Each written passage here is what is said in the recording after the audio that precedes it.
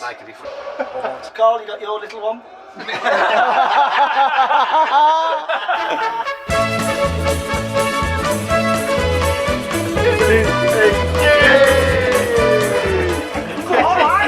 One goal. Oh!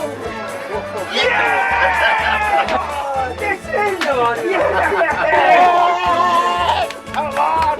That was a good goal. No! My name's Anthony, this is my Arctic cabin, and I've got friends! Yay! I got friends!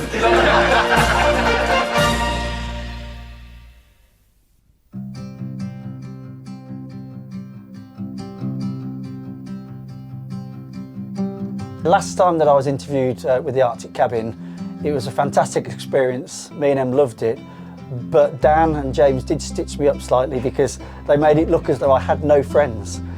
So what I asked them to do is come back at a time when I was watching football with my friends, which is today. So welcome back to the cabin.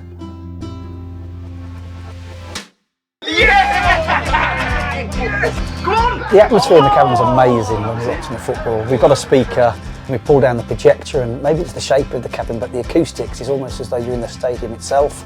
If we can't get to the game, this is as close as we can be. It feels so different to watching it in the house on a flat screen.